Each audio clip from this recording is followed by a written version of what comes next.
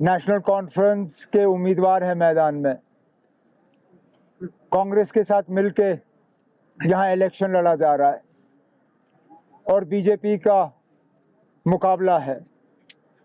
आए हैं यहाँ साथियों के साथ बैठने के लिए, यहाँ के हालात का जायज़ा लेने के लिए, और उनको 4 अक्टूबर को जो पोलिंग डे है उसके लिए बेस्ट ऑफ लक करने के लिए। और क्या ना सर, स्मार्ट मीटर्स का इशू चल रहा है सिटी में, इस पे आप क्या कहें? किस चीज़ का?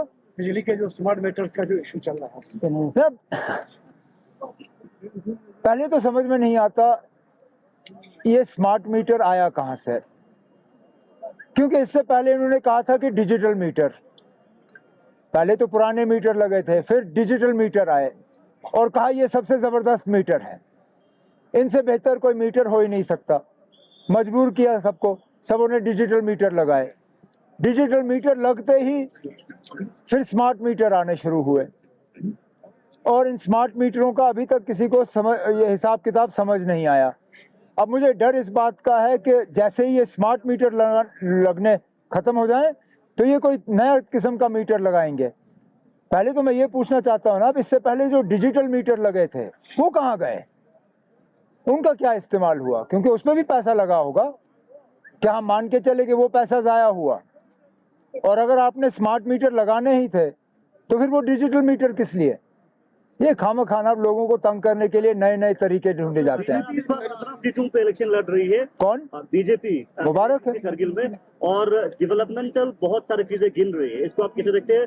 और दूसरी जानिब उनके बहुत सारे मिनिस्टर्स आके ये बयान दिया है कि जो खानदानी पॉलिटिक्स है, खासकर नेशनल कॉन्फ्रेंस को, उसको खत्म करना है। तब खत्म करने की तो इससे पहले भी कोशिश की, वो तो सुप्रीम कोर्ट से उनको पता चला। 1 लाख रुपए का जुर्माना सुप्रीम कोर्ट से लगना ये कोई मामूली बात नहीं है। वो करते रहे कोशिश ना, हमें कोई उनसे डर नहीं है। जहाँ तक डेवलपमेंट के काम वो गिन रहे हैं, जितना हुआ हिल काउंसिल के तहत हुआ। हिल काउंसिल किसका था?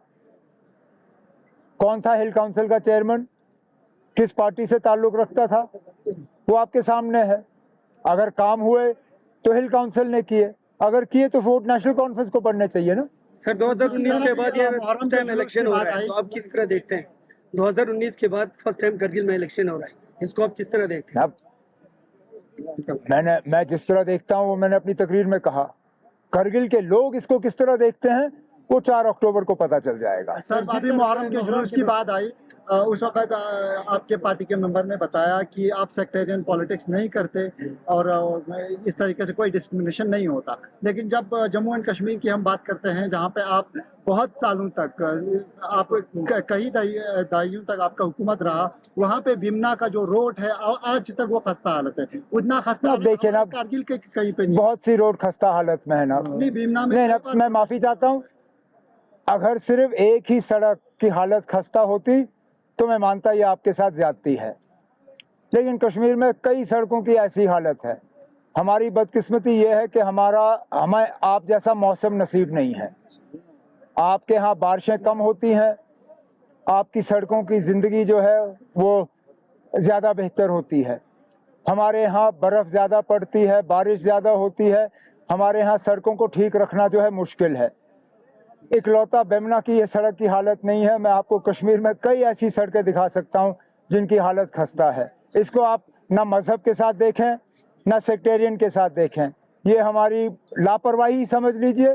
लेकिन इस लापरवाही का निशाना सिर्फ एक कौम नहीं है, ये कई जगहों पे मुसीबत है। सर, जिस तरह एनसी का जो एनसी के साथ जो कोलिशन है सर, एनसी के साथ जो कोलिशन किया है सर कारगिल में, जो क्या ये हिल काउंसिल के इलेक्शन तक ही रहेगा क्या आगे भी रहेगा सर? आगे है ही क्या? एमपी इलेक्शन आगे है ही क्या ना? आपके पास कुछ है नहीं। एमपी इलेक्शन आपके पास ना असेंबली है ना काउंसिल है, ना आपकी हुकूमत बननी है। यहाँ पे रास्ता यहाँ शुरू हो जाता है, यहीं पे ख़त्म हो जाता है। जहाँ तक पार्लियामेंट की बात आपने की, हमने पार्लियामेंट में भी कांग्रेस का साथ दिया।